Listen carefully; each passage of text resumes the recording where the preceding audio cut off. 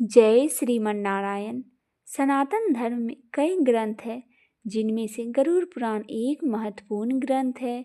यह दुनिया का पालन करने वाले भगवान विष्णु द्वारा अपने भक्तों को दिए गए ज्ञान पर आधारित है। इस पुराण में मृत्यु के बाद की स्थिति का वर्णन किया गया है। इसके अलावा गरुड़ पुराण में मनुष्य के अलग अलग कार्यों के लिए अलग अलग दंड का भी उल्लेख किया गया है।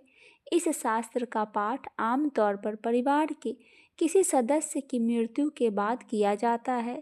इससे आत्मा को मोक्ष मिलता है और घर पवित्र होता है।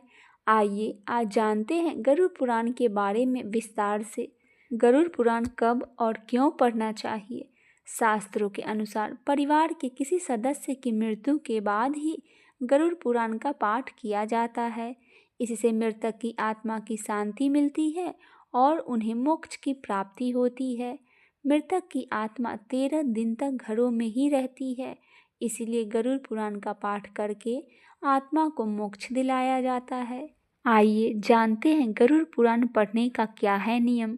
गरुड़ पुराण एक रहस्यमय ग्रंथ है। इसका पाठ करने से पहले कई बातों का ध्यान रखना चाहिए। इसको लेकर कई भ्रांतियां भी है। हम आपको यह जानकारी दे रहे हैं कि इस किताब का पाठ मरने के बाद किया जाता है, इसीलिए इसे घर में रखना उचित नहीं माना गया है। अगर कोई गरुड़ पुराण का पाठ करना चाहता है तो उसे शुद्ध मन से पाठ करना चाहिए। इसके अलावा गरुड़ पुराण का पाठ साफ सुथरी जगह पर की जाती है। आइए अब जानते हैं गरुड़ पुराण का क्या है महत्व। गरुड़ पुराण 18 महापुराणों में से एक ग्रंथ है। इस ग्रंथ में कुल 19,000 श्लोक है, जिनमें से 7,000 श्लोक मानव जीवन से संबंधित है। इसमें नरक, स्वर्ग, रहस्य, नीति, धर्म और ज्ञान का उल्लेख मिलता है। इस ग्रंथ का पाठ करने से ज्ञान, त्याग, तपस्या और आत्मज्ञान तथा सदाचार का ज्ञान प्राप्त होता है। ऐसा माना जाता है कि किसी की मृत्यु के बाद इस गरुड़ पुराण का पाठ करने से व्यक्ति की आत्मा को मोक्ष की प्राप्ति होती है। इसके अलावा घर का वातावरण भी हमेशा शुद्ध बना रहता है। शास्त्रों के अनुसार कोई आत्मा तत्काल ही दूसरा जन्म धारण कर लेती है। किसी को 3 दिन लगते हैं, किसी को 10 से 13 दिन लगते हैं और किसी को 1.25 माह भी लगते हैं। लेकिन जिसकी स्मृति पक्की, मोह गहरा या अकाल मृत्यु मरा है तो उसे दूसरा जन्म लेने के लिए कम से कम 1 वर्ष लगता है। तीसरे वर्ष गया में उसका अंतिम तर्पण किया जाता है। फिर भी कोई भी ऐसी आत्माएं होती है जिन्हें मार्ग नजर नहीं आता और वे भटकती रहती है। गरुड़ पुराण क्या है? एक बार गरुड़ ने भगवान विष्णु से प्राणियों की मृत्यु, यमलोक यात्रा, नरक योनियों तथा सद्गति के बारे में अनेक गूढ़ और रहस्य युक्त प्रश्न पूछे। उन्हीं प्रश्नों का भगवान विष्णु ने सविस्तार उत्तर दिया। यह प्रश्न और उत्तर की श्रृंखला ही गरुड़ पुराण है। आइए अब जानते हैं क्यों सुनाते हैं इसी मृत्यु के बाद गरुड़ पुराण। गरुड़ पुराण में मृत्यु के पहले और बाद की स्थिति के बारे में बताया गया है, इसीलिए यह पुराण मृतक को सुनाया जाता है। 13 दिनों तक मृतक अपनों के बीच में ही रहते हैं। इस दौरान गरुड़ पुराण का पाठ रखने से वह स्वर्ग, नरक गति, सौदत्त, अधोगति, दुर्गति आदि तरह की गतियों के बारे में जान लेता है। आगे की यात्रा में उसे किन किन बातों का सामना करना पड़ेगा, कौन से लोक में उसका गमन हो सकता है, यह सभी वह गरुड़ पुराण सुनकर जान लेते हैं।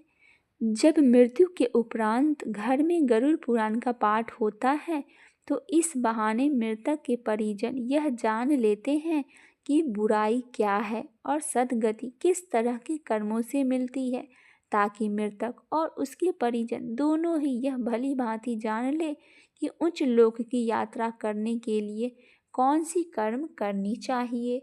गरुड़ पुराण हमें सत्कर्मों के लिए प्रेरित करता है। सत्कर्म और सुमित से ही सद्गति और मुक्ति मिलती है। गरुड़ पुराण में व्यक्ति के कर्मों के आधार पर दंड स्वरूप मिलने वाला विभिन्न प्रकार के नरकों के बारे में भी बताया गया है। गरुड़ पुराण के अनुसार कौन सी चीजें व्यक्ति को सद्गति की ओर ले जाती है, इस बात का उत्तर भगवान विष्णु ने दिया है। गरुड़ पुराण में हमारे जीवन को लेकर कई गुड बातें बताई गई है, जिनके बारे में व्यक्ति को जरूर जानना चाहिए। आत्मज्ञान का विवेचन ही गरुड़ पुराण का मुख्य विषय है। गरुड़ पुराण के 19,000 श्लोक में से बचे 7,000 श्लोक में गरुड़ पुराण में ज्ञान, धर्म, नीति, रहस्य, व्यवहारिक जीवन, आत्मा, स्वर्ग, नरक और लोकों का वर्णन मिलता है। इसमें भक्ति, ज्ञान, वैराग्य, सदाचार, निष्काम कर्म ही महिमा के साथ यज्ञ, दान, तप, तीर्थ आदि शुभ कर्मों में सर्वसाधारण को प्रवृत्त करने के लिए अनेक लौकिक और परलौकिक फलों का वर्णन किया गया है। यह सब बातें मृतक और उसके परिजन जानकर अपने जीवन को सुंदर बना सकते हैं। इसके अतिरिक्त इसमें आयुर्वेद, नीतिसार आदि विषयों के वर्णन के साथ मृत जीव के अंतिम समय में किए जाने वाले कृत्य को विस्तार से निरूपण किया गया है।